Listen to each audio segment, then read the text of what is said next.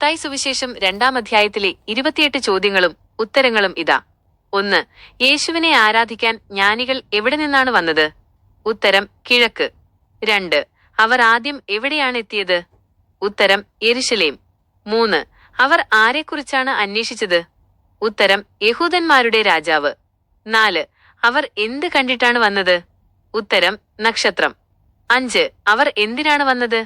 ഉത്തരം യേശുവിനെ ആരാധിക്കാൻ. 6. ഹെരോദ രാജാവ് എന്ത് കേട്ടാണ് പരിഭ്രമിച്ചത്? ഉത്തരം യഹൂദന്മാരുടെ രാജാവ് ജനിച്ചു എന്ന വാർത്ത. 7. ഹെരോദ രാജാവ് ആരെയാണ് വിളിച്ചു വരുത്തിയത്? ഉത്തരം മഹാപുരോഹിതന്മാരെയും ജനങ്ങളുടെ ശാസ്ത്രിമാരെയും. 8. ക്രിസ്തു എവിടെയാണ് ജനിക്കുന്നത് എന്നാണ് പ്രവാചകൻ എഴുതിയിരിക്കുന്നത് എന്ന് അവർ പറഞ്ഞു. ഉത്തരം യൂദയായിലെ ബേത്ലഹേമിൽ. 9. ബേത്ലഹേമിൽ നിന്ന് ആര് വരും എന്നാണ് പ്രവാചകൻ പറഞ്ഞത്? ഉത്തരം എന്റെ ജനമായ ഇസ്രായേലിനെ മേയ്ക്കുന്ന ഭരണാധികാരി. 10. ഹെരോദ രാജാവ് ജ്ഞാനികളോട് എവിടെ പോകാനാണ് പറഞ്ഞത്? ഉത്തരം ബേത്ലഹേമിലേക്ക്. 11. കുഞ്ഞിനെ കണ്ടെത്തിയാൽ തന്നെ അറിയിക്കണം എന്ന് പറഞ്ഞത് എന്തിനാണ്? ഉത്തരം താനും ചെന്ന് അവനെ ആരാധിക്കാൻ. 12. അവർ ആരുടെ വാക്ക് കേട്ടാണ് പുറപ്പെട്ടത്? ഉത്തരം രാജാവിന്റെ. 13. അവർ കിഴക്ക് കണ്ട നക്ഷത്രം എവിടെ വരെ അവരെ നയിച്ചു? ഉത്തരം ശിശു ഇരിക്കുന്ന സ്ഥലത്തിന് മീതെ വന്നു നിന്നു. 14. നക്ഷത്രം കണ്ടപ്പോൾ അവർക്ക് എന്തു തോന്നി? ഉത്തരം വളരെയധികം സന്തോഷം തോന്നി. 15. വീട്ടിൽ ചെന്ന് അവർ ആരെയാണ് കണ്ടത്? ഉത്തരം അമ്മ മറിയയോടുകൂടെ ശിശുവിനെ കണ്ടു. 16. അവർ എന്തു ചെയ്തു? ഉത്തരം സാഷ്ടാംഗം വീണ് അവനെ ആരാധിച്ചു. 17. അവർ എന്തെല്ലാം കാഴ്ചവസ്തുക്കളാണ് നൽകിയത്? ഉത്തരം സ്വർണം, കുന്തുരുക്കം, മീറ. 18. സ്വപ്നത്തിൽ അവർക്ക് എന്ത് മുന്നറിയിപ്പാണ് ലഭിച്ചത്?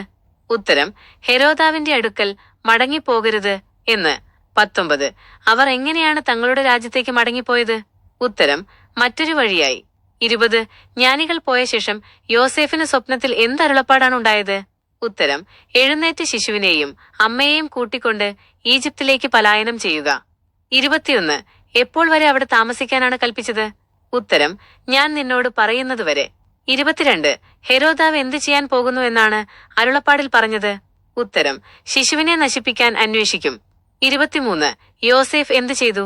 ഉത്തരം രാത്രിയിൽ തന്നെ ശിശുവിനെയും അമ്മയെയും കൂട്ടിക്കൊണ്ട് ഈജിപ്തിലേക്ക് പോയി. 24. ഹെരോദാവ് മരിക്കുന്നതുവരെ അവർ എവിടെ താമസിച്ചു? ഉത്തരം ഈജിപ്തിൽ. 25. പ്രവാചകൻ മുഖാന്തരം കർത്താവ് അരുളി ചെയ്തത് നിവൃത്തിയാകാൻ വേണ്ടി എന്ത് സംഭവിച്ചു? ഉത്തരം എന്റെ മകനെ ഈജിപ്തിൽ നിന്ന് വിളിച്ചു എന്ന് പറഞ്ഞത് നിവൃത്തിയായി. 26. ഹെരോദാവ് കോപിച്ച് എന്ത് ചെയ്തു? ഉത്തരം ആളയച്ച് ബേത്ലഹേമിലും അതിന്റെ അതിരുകളിലുമുള്ള ആൺകുട്ടികളെ കൊല്ലിച്ചു.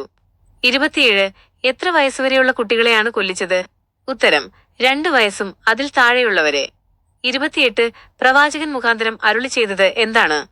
ഉത്തരം റാമായിൽ ഒരു ശബ്ദം കേട്ടു, കരച്ചിലും വലിയ നിലവിളിയും. റാഹേൽ തന്റെ മക്കളെ ഓർത്ത് കരയുന്നു. അവർ ഇല്ലാതാകിയാൽ അവൾ ആശ്വാസം പ്രാപിക്കാൻ മനസ്സില്ലാത്തവളായിരിക്കുന്നു.